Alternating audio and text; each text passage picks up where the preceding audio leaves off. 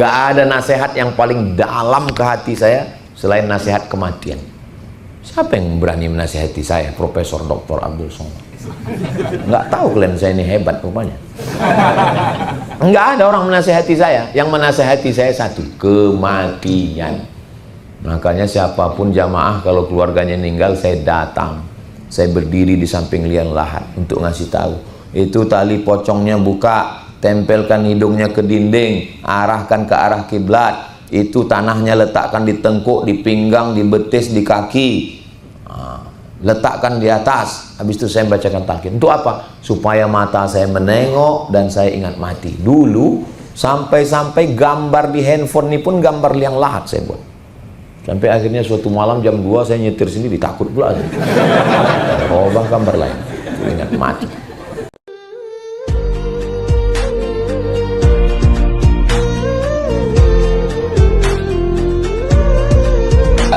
Apakah boleh berniat puasa 1 bulan penuh sekaligus di awal Ramadan? Mazhab Syafi'i berniat 1 malam sebelum azan subuh. Nawaitu shauma ghadin an ada'i fardhi syahri Ramadan hadhis sanati lillahi ta'ala. Adapun yang niat 1 bulan mazhab Maliki. Kalau ada ustadz yang mengatakan saya niat puasa 1 bulan, itu Maliki.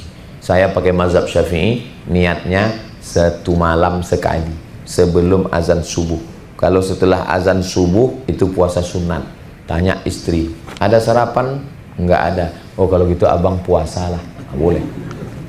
Dengan syarat dari subuh itu enggak ada masuk apa-apa. Jangan sampai udah 3 batang masuk. Dia bilang, abang puasalah dek. Terus yang berasap tadi muncung siapa katanya? Bagaimana cara menjaga istiqomah ibadah setelah Ramadan agar tidak hanya semangat beribadah di bulan suci saja, yang 3 tadi tetap terjaga? Yang mana? Yang pertama tentang baca Quran. Ya tetap kita baca Quran. Tetap baca Quran. Habis zuhur 2 lembar, habis asar 2 lembar, habis maghrib 2 lembar, cicil. Jangan ditumpuk 10 juz, berat. Dikit. Baca Quran tuh gitu, jangan terlalu banyak-banyak. Yang kedua tentang masalah sholat malam. Kalau udah terbiasa kita bangun malam, Allah bisa karena biasa. Jangan. Saya sering bangun malam Pak Ustadz, bangun malam, keterangan, kencing.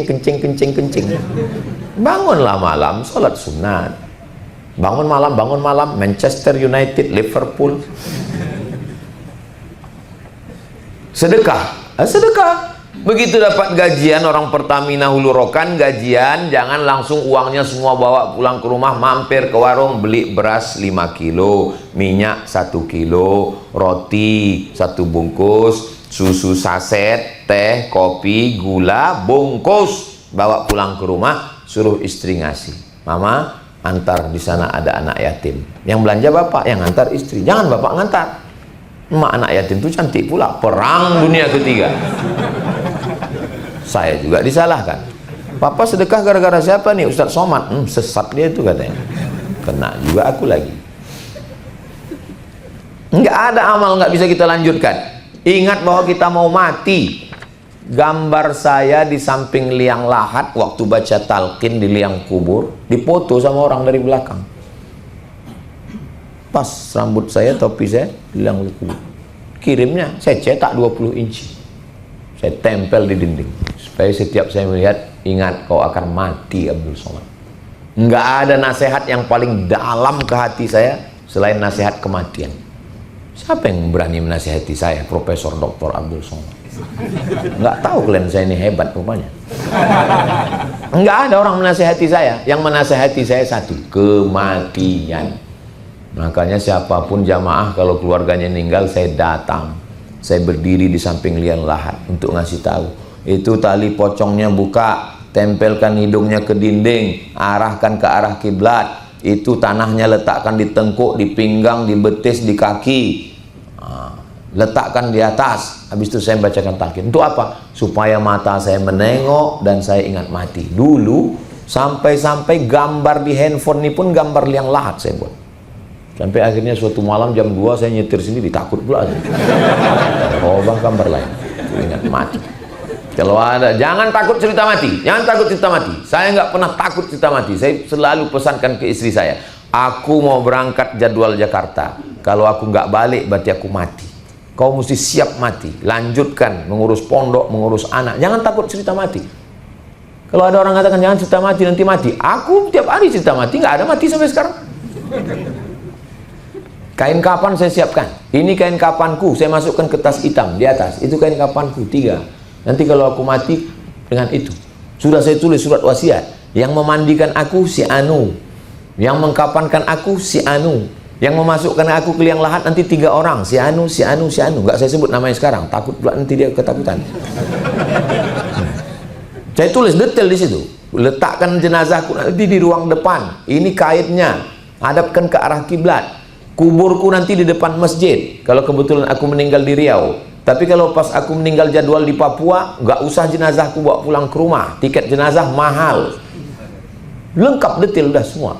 Pas aku mati nanti jangan ada kata sambutan. Nggak mau saya ada kata sambutan. Cepat-cepat kuburkan aku. Nggak perlu RT RW itu ngasih kata sambutan. Bukan dia ikut ngawani aku dikubur. Situ pula dia panjang-panjang kata sambutan. Nah, awak mau ujian tes seleksi lagi di dalam. Pertanyaan terakhir. Di zaman ketika media sosial dan standar dunia begitu kuat mempengaruhi cara berpikir dan bersikap, memang kalau orang Pertamina ini bahasanya ngeri ya. Kalau di masjid itu kan biasa-biasa aja bunyinya. Bagaimana seorang perempuan, oh perempuan yang bertanya ternyata, dapat mengukur bahwa akidahnya masih lurus dan akhlaknya masih murni karena Allah? Apa muhasabah yang bisa kami lakukan agar tidak terjebak pada ambisi duniawi yang mengikis keimanan? Masya Allah. Kayaknya dari AI. AI tolong buatkan pertanyaan gitu.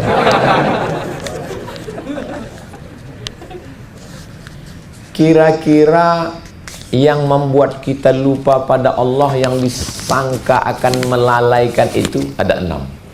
Zuyyina linnasi hubbus syahawati minan nisa, perempuan. Perempuan melalaikan laki-laki, laki-laki melalaikan perempuan. Lalu karena perempuan melalaikan, lalu kita nggak boleh nikah. Islam merubah cara pandang itu. Dulu pendeta-pendeta nggak mau nikah karena dianggap perempuan melalaikan. Tapi setelah Islam datang, perempuanlah yang mengingatkan laki-laki. Makanya ada istilahnya zaujatun solihah, istri yang solihah. Suami menjadi penolong istri, istri menjadi penolong suami. Jadi kalau bapak sayang sama istri, itu bukan berarti lupa sama Allah. Kalau istri sayang sama suami, bukan berarti lupa sama Allah.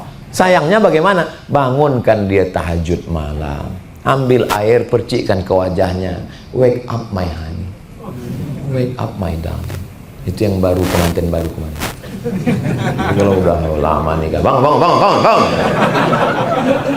Ya, udah tidur macam batang pisang kok. Saya nggak bisa kasar gitu Pak Ustadz. Saya mau membangunkannya dengan lembut supaya dia tetap bangun. Gimana caranya Pak Ustadz? Praktekkan nanti malam, bisikkan ke telinganya sebelah kanan dengan suara yang lembut. La ilaha illallah. Ibu udah pernah coba?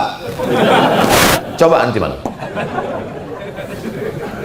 Walbanin, anak. Dulu dianggap kalau punya anak melalaikan dari dunia. Ketika Islam datang, anak mempunyai anak justru mendekatkan kepada Allah. Waladun solihun, anak yang soleh. Didik anak kita dengan baik. Berikan dia pendidikan yang bagus. Masukkan dia ke pondok yang terpercaya. Mudah-mudahan anak-anak kita selamat dari fitnah akhir zaman. Wal qanatiril muqantarati minadz zahabi wal fiddah, punya emas dan perak. Orang Islam nggak boleh punya emas dan perak. Siapa bilang? Silakan punya emas. Karena punya emas itulah maka keluar zakat 2,5%. Bagaimana mau cerita zakat kalau nggak ada duit?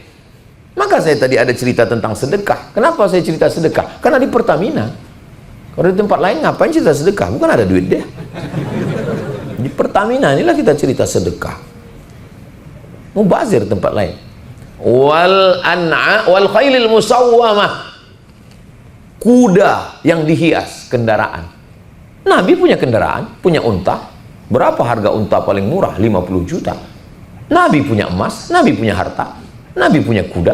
Jadi punya kendaraan tidak salah, tapi dengan kendaraan itu dipakainya tarawih, dipakai beribadah. Saya bawa mobil, saya parkir, datang tukang parkir. Jangan parkir di situ Pak, jangan parkir. Kenapa? Saya bilang, apa masalahnya? Karaoke Pak, kata dia. Tukang parkir pun menjaga harga diri saya. Apa salahnya? Saya bilang, orang kenal plat Ustadz, masa Ustadz di dalam karaoke, kata dia. Parkir sebelah sana aja Pak. Begitulah sayangnya tukang parkir ke saya. Luar biasa. Habis itu saya kasih dia duit. Lebih sedikit, 2.500. Wal an'am, binatang ternak. Apakah kalau kita punya ternak kuda, lembu, sapi, lalu kita lupa sama Allah? Enggak. Makanya dalam Islam ada cerita ternak sapi, ternak kambing, kambing 40, zakatnya 1, ternak onta 5, zakatnya 1. Kenapa? Karena punya ternak. Lalu siapa yang mengatakan, jangan punya harta, jangan punya ternak, jangan punya emas, bumi jangan diurus, berzikir aja? Itu Islam snok horgronye. Orang Belanda pura-pura masuk Islam, mau merusak Islam. Dia suruh orang Islam ini hanya berzikir aja. Tanah biar kami. Akhirnya tanah Indonesia diambil, digarap sama VOC. Ditanami dengan sawit, ditanami karet, ditanam tebu, ditanam tembakau. Dibangunlah rel kereta api dari Medan sampai ke Rantau Prapat. Untuk apa? Untuk menggarap tanah. Orang Islam disuruhnya miskin. Masuk Islam dia sampai namanya dirubah jadi Abdul Ghafur. Untung nggak Abdul Somad. Akhirnya dia murtad. Kuburnya ada di Amsterdam, Belanda. Dia ini yang merusak. Jadi kalau ada ustadz mengatakan tinggalkan kantor, tinggalkan dunia, tinggalkan ini semua, terus mau kemana kau? Dunia ini harus. Makanya banyak pegawai TNI, Polri, ASN datang ke saya. Ustadz, saya mau resign dari kantor ini. Kenapa? Saya bilang, kantor ini setan semua, katanya. Terus kalau kau keluar, datang malaikat ke situ. Enggak kan, saya bilang. Kau kerja tetap di situ. Tapi godaannya Pak Ustadz. Apa godaannya? Saya bilang, saya naik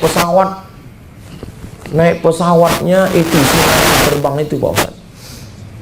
Tapi dalam laporannya pesawat Garuda. Nggak sanggup saya makan haram nih Pak Ustadz. Ambil yang halalnya aja. Berapa harga pesawat itu? 1 juta. Yang tanda tangan berapa? 3 juta. Ambil yang 1 juta. Yang 2 juta itu serahkan untuk kepentingan umum. Acara seminarnya cuma 3 hari Pak Ustadz, tapi tanda tangannya seminggu. Ambil yang 3 hari. Yang 4 hari kau tumpuk. Nah, duit yang haram-haram ini kau serahkan untuk kepentingan umum. Bangun posyandu, jembatan, asrama, toilet, pos kamling, boleh. Kalau kau datang ke kiai, ke ustadz, kau kasihkan ini. Nggak usah perlu kau bilang, ustadz ini ada duit haram beberapa. Nggak usah, kau kasih aja. Nggak usah.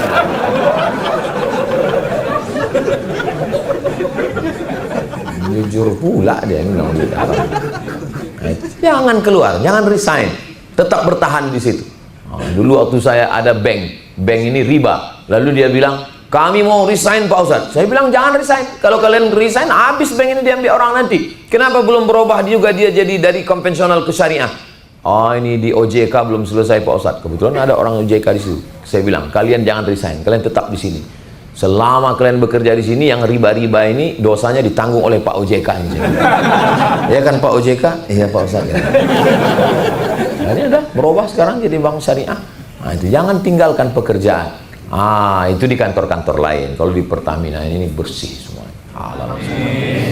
Tapi nggak tahu juga lah kita ya. Mudah-mudahan kita semua istiqomah. Ustadz Somad bicara tentang optimal dan maksimal, nggak boleh lewat hanya 1 jam. Tadi saya mulai, ini sudah jam 12.35, lewat 5 menit. Mudah-mudahan Allah mengampunkan dosa saya dan dosa kita semua. A'udzubillahi minasyaitonirrajim. Bismillahirrahmanirrahim. Alhamdulillahirabbil alamin. Allahumma shalli ala sayyidina Muhammad wa ala ali sayyidina Muhammad. Ya muqallibal qulub, engkau yang membolak-balikkan hati, sabit qulubana, kokohkan hati kami ala dinik, dalam agamamu, wa ala ta'atik, dalam ketaatan kepadamu.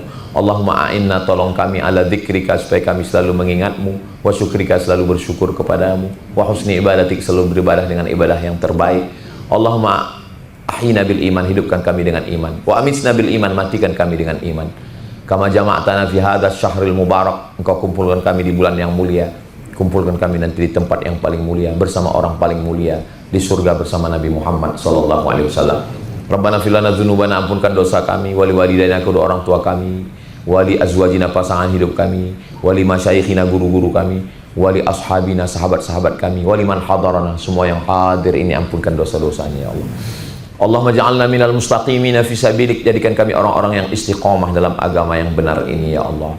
Ya Rabbi bil Mustafa balligh maqasidana, sampaikan segala maksud niat baik kami, cita-cita kami, anak kami sekolah dengan baik dan benar, selamat dari fitnah akhir zaman, keluarga kami sakinah mawaddah warahmah, rezeki kami berkah, diselamatkan dari malapetaka, bencana dan musibah. Allah mansur ikhwanal mujahidin al mustad'afina fi Palestin, tolong saudara kami di Palestina ya Allah. Rabbana atina fid dunya hasanah wa fil akhirati hasanah wa qina adzabannar. Wa sallallahu ala sayyidina Muhammad wa ala alihi wasallam, walhamdulillahi rabbil alamin. Taqabbalallahu minkum minna wa minkum taqabbal ya karim. Selama 31 jam lewat 7 menit ini banyak kata-kata saya tidak sopan, kurang adab. Maukah Bapak Ibu memaafkan saya? Alhamdulillah. Dosa kepada Allah bisa ditebus dengan puasa, sholat, zikir. Dosa kepada manusia, jangan gengsi untuk minta maaf. Minta maaf daripada kita mati mencari dia nanti. Bukan senang mencari orang Pertamina nanti di akhirat. Ya kalau yang di surga kita ketemu, yang di neraka gimana kita mau jumpai dia? Mudah-mudahan kita semua bertemu di surga insya Allah.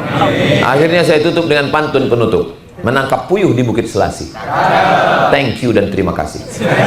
Wassalamualaikum warahmatullahi wabarakatuh.